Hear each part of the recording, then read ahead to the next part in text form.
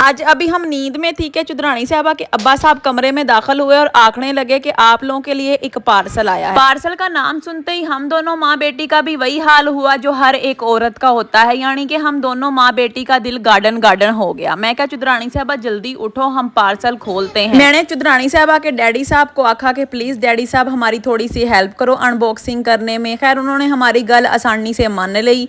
इसके बाद चुदरानी साहबा ने जैसे ही देखा कि सारे पार्सल में कपड़े मम्मी के निकल रहे हैं, मेरा तो कुछ नहीं निकल रहा, तो वो घबरा गई। मैं क्या चुदरानी साहबा तुसी थोड़ा आसान लो और ये देखो अब आपके भी कपड़े दरमियान से निकल रहे हैं। चुदरानी साहबा को थोड़ा सब्र हुआ। अनबॉक्सिंग निपटाने के बाद मैं थल्ले आई और मैंने आखा चल अल्लाह की बंदी काम लग और पर्दे खोल। जब मैंने पर्दे खोला तो मैंने देखा कि बाहर जो है वो बर्फ जमी हुई सी, लेकिन हल्की हल्की धूप भी पैना शुरू हो गई थी।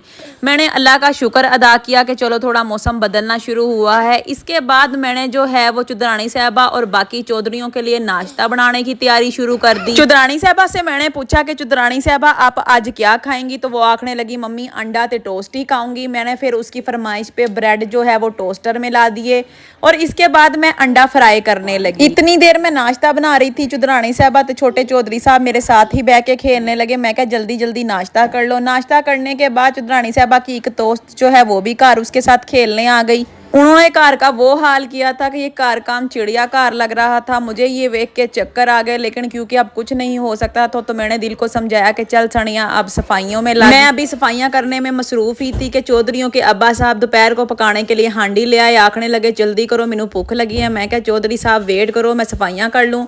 सफाइयां करने के बाद मैं बच्चों को टीवी ला दिया और बड़े चौधरी साहब को उसकी फेवरेट किताबें दे दी कि एलो तुसी ए पढ़ो। छोटे चौधरी साहब अपने ही कामों में मसरूफ थे क्योंकि आजकल उसको चलना आ गया तो वो एक ही जगह पे टिक के बैठ ही नहीं सकते। मैंने चौधरियों के अब्बा जान को कहा कि आप इतना सब्जी काट दें, मैं नहा धो के आती हूँ। आंकने लगे फिर मैं सारी हंडी पका भी देता हूँ। मैं क्या नेकी ते पूछ। इसके बाद मैंने कपड़े शपड़े बदले और कपड़े बदलने के बाद मैंने सोचा कि आज सनिया अपने चेहरे पे भी कुछ लगाएगी। इसके लिए मैंने अपना छोटा सा डब्बा खोला जिसमें 4 गिण के चीजें मौजूद थी, बाकी मेरे बच्चों ने छड़ी कोई नहीं थी। क्लिनजिंग करने के बाद मैं थोड़ा सा फ्रेश महसूस कर रही थी। इसके बाद मैंने चुदरानी साहबा को आखा चुदरानी साहबा हुण दसो आज दोपहर में क्या खाओगी। आंकने लगी मम्मी मैं फ्राइज और नगट्स ही खाऊंगी। मैं क्या ठीक है चुदरानी साहबा मैं अभी आपके लिए बना के लेके आती हूँ। लेकिन चुदरानी साहबा को ये सिर्फ एक लारा ही था। ये क्यों था मैं आपको बाद में बताऊंगी। दोपहर में आज हमने बनाए थे अपने लिए आलू अंडे और बच्चों के लिए बनाए थे उनकी फेवरेट नमकीन चावलों की। जब छोटे बड़े सारे चौधरियों ने दोपहर का खाना खा लिया तो अब बारी थी भांडे धोने की। तो मैंने कहा सनिया नुकरानी चल हुण भांडे। तो जैसा कि आप लोगों को पता है कि हमारी तरफ बर्फो बर्फ हुई पई है और जिंदगी रुकी पई है। बाहर गाड़ियां जमी पड़ी हैं तो कहीं भी जाने का सवाल ही नहीं उठता और दूसरी तरफ मॉल्स भी जो हैं वो सील हैं, कहीं पे भी सामान नहीं मिल रहा। अब आज मेरी चुदरानी साहबा के स्कूल से फ़ोन आया कि आप लोग ठीक हैं, आप लोगों को किसी चीज़ की ज़रूरत है तो हमें बताएं, हम डिलीवरी कराएंगे। हमने कहा नहीं इतना तो गुजारा चल ही रहा है। इसके बाद बारी थी जी कपड़े धोने की। तो मैंने कपड़ों का सारा सामान निकाला, मशीन लगाई और कपड़े जो है वो धोने के लिए रख दिए।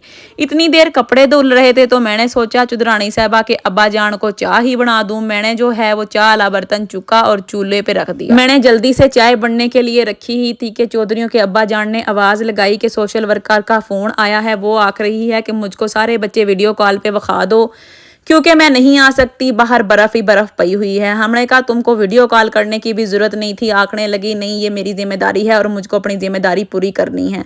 मैंने कहा बीबी तू पाकिस्तान में होती तो हम तुमसे ये बात पूछते। खैर उसने अपनी तसल्ली कर ली। दूसरी तरफ चाय भी बन गई। इसके बाद मैंने जो है वड्डा गुची का मग्गा निकाला जो कि नकली है। इसमें अपने बंदे के लिए चाय पाई और अपने बंदे की तरफ चल दी, क्योंकि अगर मेरे बंदे को इस टाइम तक चाय ना मिले तो उनका जो है वो पीस हिल जाता है और वो चीज़ें इधर से उधर सूटना शुरू हो जाते हैं।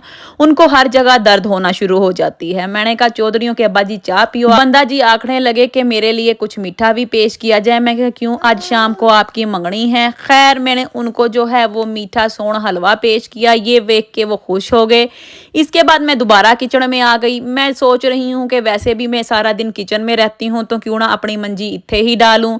बच्चों के स्नैक्स का टाइम हो गया था तो मैंने उनके लिए कुकी बिस्किट ते चॉकलेटा निकाली। दूजी वाल जो है चुदरानी साहबा ने गुस्से में काफ़ी ज़्यादा गंद पा दिया था।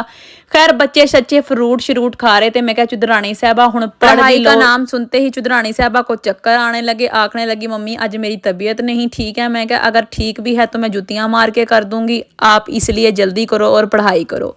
छोटे चौधरी साहब भी अपने 2-3 दंदों से जो है वो केला शेला खाने लगे। इसके बाद मैंने चुदरानी साहबा को पढ़ाने बैठाया और आज का उसका जो प्रोजेक्ट था वो कंप्लीट कराया। पढ़ाई चढ़ाई करने के बाद अब जो है वो डिनर का टाइम हो गया था। मैंने बच्चों के लिए अपने हाथों से पिज़्ज़ा बनाया। मैंने ओवन में उनके लिए पिज़्ज़ा बनने के लिए रखा और टाइम सेट करके जो है वो इंतज़ार करने लगी।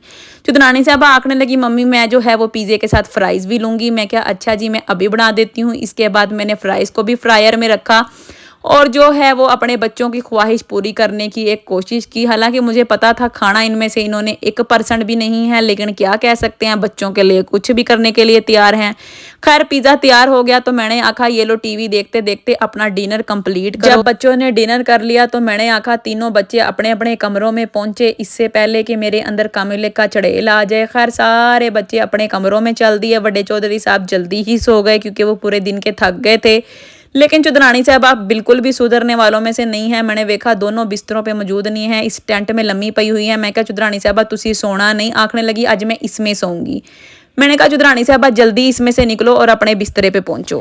खैर मेरी मेहनत रंग ले आई और तीनों बच्चे जो हैं वो जल्दी ही सो गए क्योंकि वो आज काफी ज्यादा थक गए थे। बच्चों को सुलाने के बाद अब टाइम था मेरे अपने लिए, मतलब कोई अच्छी सी मूवी देखने का। मैंने सारे धोए हुए कपड़े हीटर पे पाए और पॉपकॉर्न लेके बह गई क्योंकि अब मुझे देखनी थी मूवी और ये टाइम था मेरा सिर्फ और सिर्फ मेरा और मेरे बंदे का। अल्लाह हाफिज।